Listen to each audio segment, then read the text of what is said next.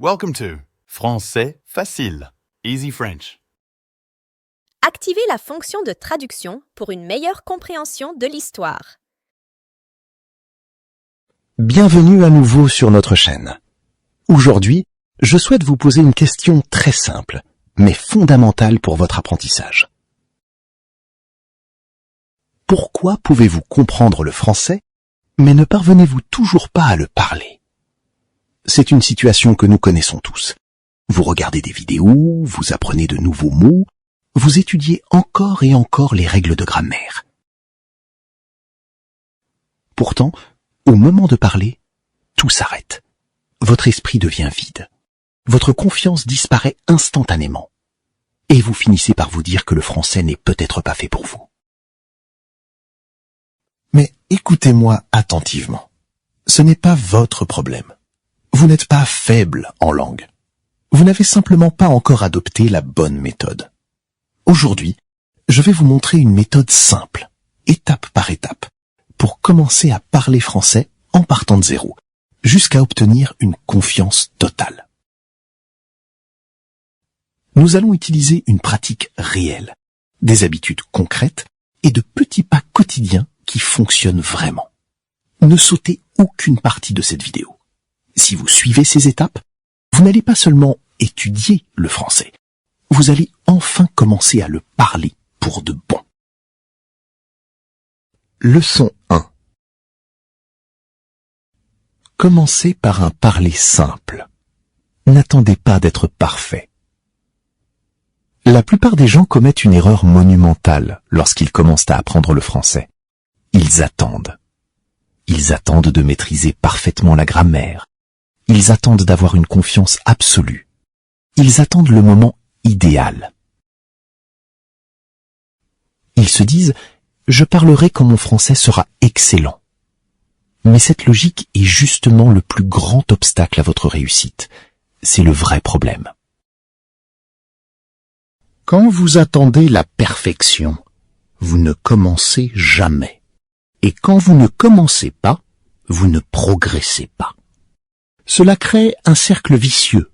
L'attente mène à l'absence de pratique, ce qui empêche tout progrès, ce qui augmente votre peur. Le temps passe, mais votre niveau de français reste le même. Voici la vérité. On ne devient pas parfait pour ensuite commencer à parler. On devient meilleur en parlant. La parole n'est pas le résultat final. C'est le processus lui-même. Pourquoi commencer petit est-il si puissant ? Votre cerveau apprend par étapes.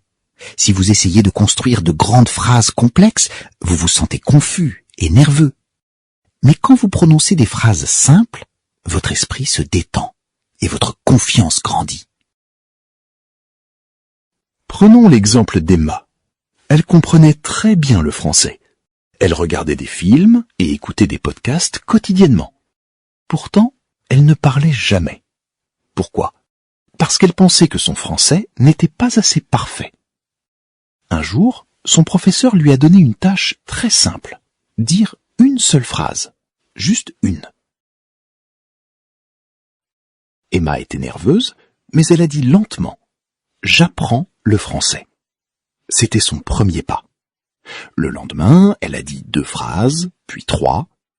Une semaine plus tard, elle faisait encore des erreurs, mais quelque chose avait changé.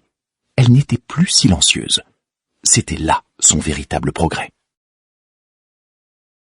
Ce que nous apprenons ici, c'est que vous n'avez pas besoin d'un français parfait pour commencer. Vous avez besoin de courage pour parler. Les petits pas créent de grands changements. Ce que vous devez faire dès maintenant, commencez par des phrases basiques. Je suis prêt, j'apprends le français, je me sens un peu nerveux. Dites-les tous les jours, même si cela vous semble inconfortable. Parlez à haute voix. Ne vous contentez pas de penser dans votre tête. Votre bouche a besoin d'entraînement physique. Oubliez la peur des erreurs. Vos phrases ne seront pas parfaites au début, et c'est normal. concentrez-vous sur le progrès, pas sur la perfection. Ne demandez pas « est-ce que mon français est parfait ?» Demandez plutôt « suis-je meilleur qu'hier ?» Leçon 2. Parlez chaque jour. Entraînez votre bouche, pas seulement votre esprit. Beaucoup de gens étudient le français chaque jour. Ils lisent beaucoup, écoutent attentivement, mais quand vient le moment de s'exprimer, ils se figent. Ils oublient leurs mots. Pourquoi ? Parce qu'ils n'exercent pas la compétence physique de la parole. La plupart des apprenants n'utilisent que leur esprit. Or, parler n'est pas seulement un exercice de réflexion, c'est une compétence physique. Votre langue, vos lèvres et votre voix ont besoin d'entraînement. C'est exactement comme apprendre à nager. Vous ne pouvez pas apprendre sans entrer dans l'eau. Vous ne pouvez pas apprendre à conduire sans toucher le volant. De la même manière, vous ne pouvez pas apprendre à parler français sans parler quotidiennement. Quand vous ne pratiquez pas régulièrement, votre esprit connaît le mot, mais votre bouche est trop lente. Cela crée de la frustration. Prenons le cas de Liam. Il comprenait tout en français. Il connaissait beaucoup de vocabulaire, mais il restait muet. Un jour, un ami lui a posé une question simple en français. « Qu'est-ce que tu fais ?» Liam a compris, mais il n'a pas pu répondre. Il est resté silencieux. Ce moment a été un déclic. Il a décidé de parler tous les jours, même si cela lui semblait étrange. Il a commencé par se parler à lui-même. « Je suis assis, j'étudie, j'ouvre mon téléphone. » Au début, c'était gênant, mais il n'a pas arrêté. Après quelques semaines, ses phrases sont devenues plus fluides, sa voix plus assurée. Il pouvait enfin répondre aux questions. Pas parfaitement, mais clairement. L'enseignement ici est clair. Comprendre ne suffit pas. Vous devez pratiquer la parole pour construire votre fluidité. Considérez votre bouche comme un muscle que vous devez exercer à la salle de sport. Plus vous l'utilisez, plus il devient fort et agile. Leçon 3. Arrêtez de traduire. Commencez à penser en français.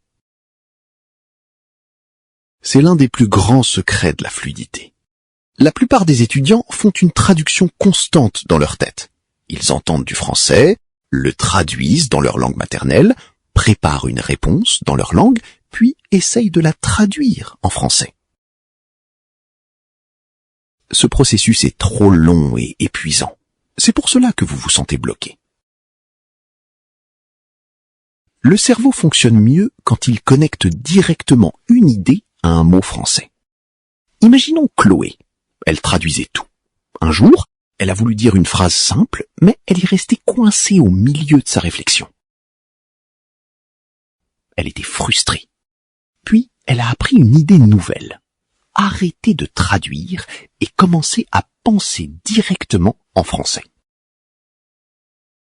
Au début, cela semblait impossible. Son esprit revenait toujours vers sa langue maternelle. Mais elle a commencé petit. Elle regardait autour d'elle et pensait « C'est ma chambre, je vois une chaise, je suis fatiguée. » Des pensées très simples. Jour après jour, son cerveau a changé. Elle a arrêté de traduire et sa parole est devenue naturelle.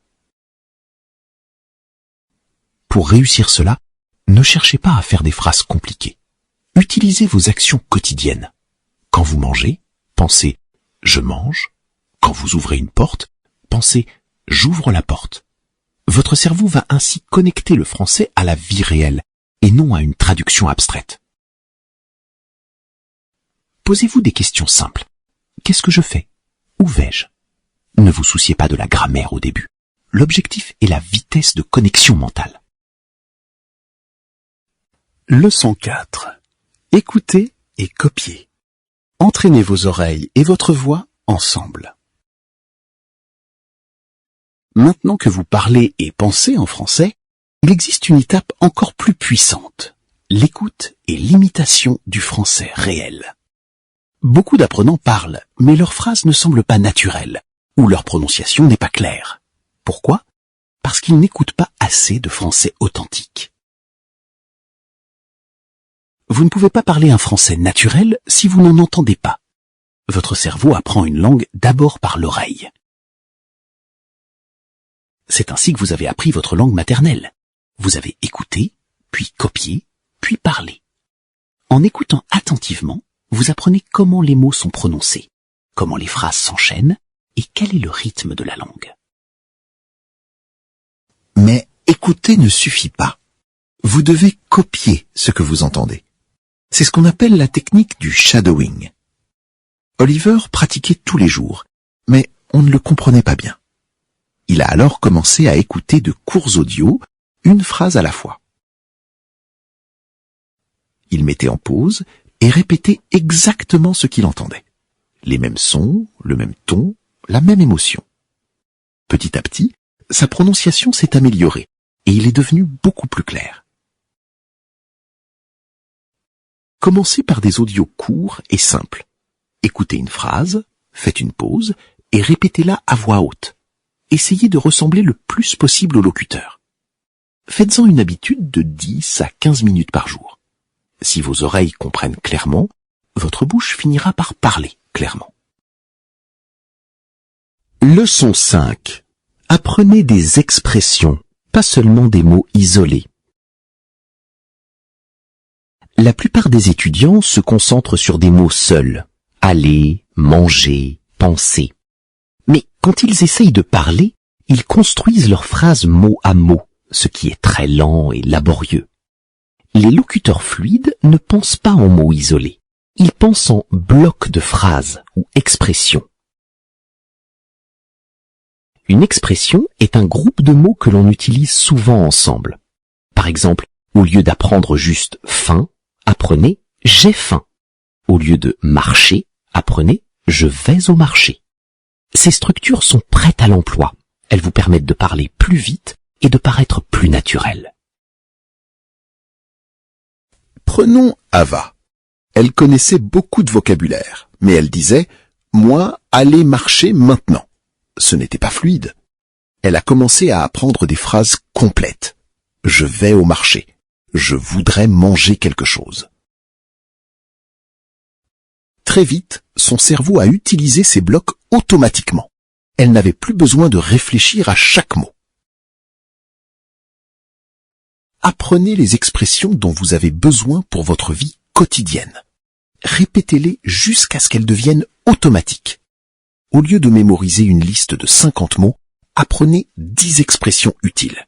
C'est le secret pour parler sans hésiter. Leçon 6. La pratique quotidienne est la clé. La régularité crée la fluidité. Beaucoup de gens commencent le français avec beaucoup d'énergie, mais ils s'arrêtent après quelques jours. C'est la raison principale pour laquelle ils ne deviennent jamais fluides. La fluidité ne vient pas d'un effort immense fait une fois par mois. Elle vient d'une petite pratique faite chaque jour. Même 15 à 20 minutes quotidiennes suffisent si vous êtes constant. En pratiquant tous les jours, votre cerveau reste connecté à la langue. Vous n'oubliez pas ce que vous avez appris. Ethan voulait parler couramment. Il pratiquait 2 heures un jour, puis s'arrêtait pendant 4 jours. Il était frustré, car il ne progressait pas. Il a alors changé de méthode. 20 minutes par jour, quoi qu'il arrive. Après quelques mois, il est devenu confiant. Pas parce qu'il travaillait plus, mais parce qu'il travaillait tous les jours. Fixez-vous une routine. Matin ou soir, peu importe, mais ne sautez jamais une session. Même si vous êtes très occupé, faites 5 minutes. L'important est de ne pas briser l'habitude. La régularité est bien plus puissante que l'intensité. Leçon 7. Construisez votre confiance. Parlez sans crainte. Beaucoup de gens connaissent le français, mais gardent le silence. Ils ont peur. Peur de faire des erreurs, peur du jugement, peur de ce que les autres vont penser. Mais le silence empêche la croissance. La vérité est que la confiance ne vient pas avant l'action, elle vient après. Il est normal d'avoir peur quand on fait quelque chose de nouveau. Chloé était dans ce cas. Lors d'une discussion, elle connaissait la réponse, mais n'a pas osé parler. Elle a ressenti du regret. Elle a alors décidé que la prochaine fois, elle parlerait, même avec des erreurs. Elle a pris la parole. Son cœur battait fort. Ses phrases n'étaient pas parfaites, mais personne n'a ri. Au contraire, les gens l'ont comprise. Sa peur a diminué et sa confiance est devenue plus forte. La peur ne disparaît que lorsque vous l'affrontez. Les erreurs sont vos amies. Elles font partie de l'apprentissage. Votre objectif n'est pas d'être un dictionnaire vivant, mais de communiquer. Si on vous comprend, vous avez gagné. Remplacez la pensée « je vais faire une erreur » par « je suis en train d'apprendre ». Leçon 8. Parlez dans des situations réelles. La pratique devant le miroir est excellente, mais elle ne suffit pas. Vous devez utiliser le français dans la vie réelle. C'est là que se produit la véritable croissance. Dans la vie réelle, vous ne contrôlez pas tout.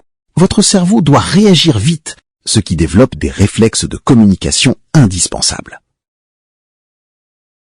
Noah pratiquait seul chez lui et se sentait prêt. Mais quand il a rencontré un francophone, il a perdu tous ses moyens. Il a compris qu'il devait sortir de sa zone de confort. Il a commencé à utiliser le français dans de petites situations. Commander un café, poser une question simple dans un magasin ou sur un forum en ligne. Au début, c'était intimidant, mais ses réactions sont devenues plus rapides. N'attendez pas le moment parfait pour parler à quelqu'un. Profitez de chaque petite opportunité. Dites bonjour, demandez votre chemin, répondez par de courtes phrases. Acceptez que tout ne soit pas parfait. La communication réelle est vivante. Elle n'est pas une page de manuel scolaire. Leçon 9. Améliorez votre vocabulaire de manière naturelle. On pense souvent qu'il faut connaître des milliers de mots difficiles pour être fluide. C'est faux. Vous avez besoin d'un vocabulaire utile. Si vous apprenez des mots rares que vous n'utilisez jamais, vous les oubliez. Mia essayait de mémoriser 30 mots complexes par jour. Elle finissait par tout mélanger. Elle a changé de stratégie. Elle a appris les mots de sa vie de tous les jours. Des mots comme confortable, occupé, content, fatigué. Elle les a utilisés dans des phrases concrètes.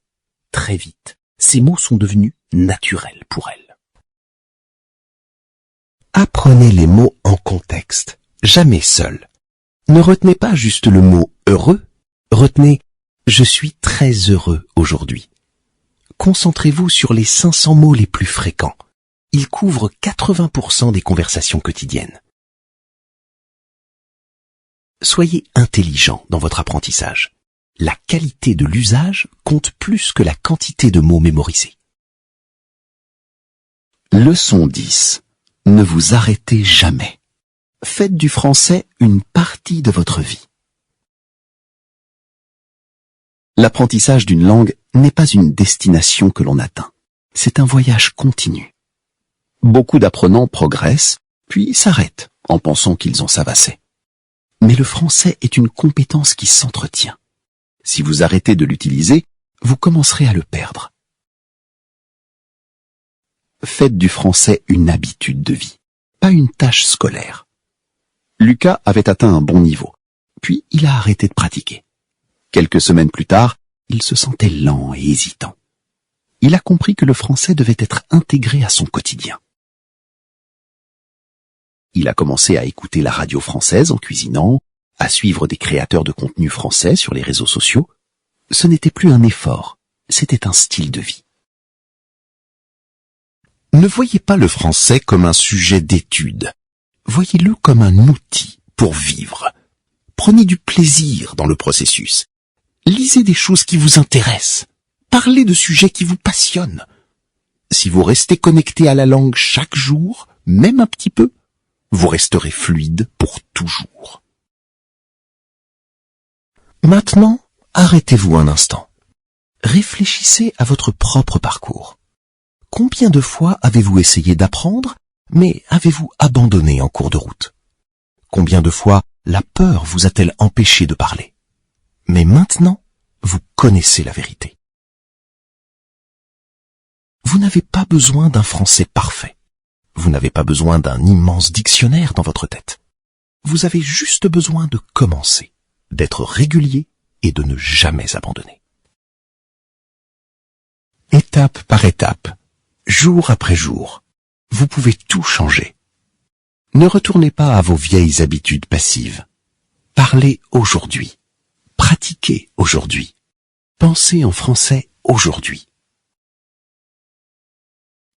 Si vous êtes vraiment sérieux concernant votre progression, si vous ne voulez pas seulement regarder, mais vraiment agir, alors engagez-vous pleinement.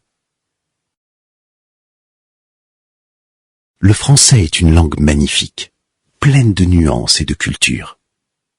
En apprenant à le parler, vous ouvrez une porte sur un monde nouveau, de nouvelles rencontres et de nouvelles opportunités. Vous avez en vous la capacité de réussir. Le chemin peut sembler long, mais n'oubliez pas que chaque grand voyage commence par un petit pas courageux. Enregistrez ces conseils. Revenez les écouter quand vous perdez votre motivation. Partagez votre expérience avec d'autres apprenants qui ont peut-être peur de se lancer. C'est ensemble que nous progressons le mieux. Nous sommes là pour vous accompagner chaque jour dans cette merveilleuse aventure qu'est l'apprentissage du français. Soyez patient avec vous-même, soyez persévérant et surtout, soyez fiers de chaque mot que vous prononcez. Merci d'avoir suivi cette leçon approfondie. Votre voyage vers la fluidité commence maintenant. Ne remettez pas à demain ce que vous pouvez dire aujourd'hui. Nous croyons en vous et en votre potentiel. Continuez à pratiquer, restez curieux et n'oubliez jamais, celui qui n'arrête jamais de pratiquer est celui qui finit par parler avec élégance et aisance. On se retrouve très bientôt pour une nouvelle étape de votre apprentissage. Bon courage à tous et à très vite.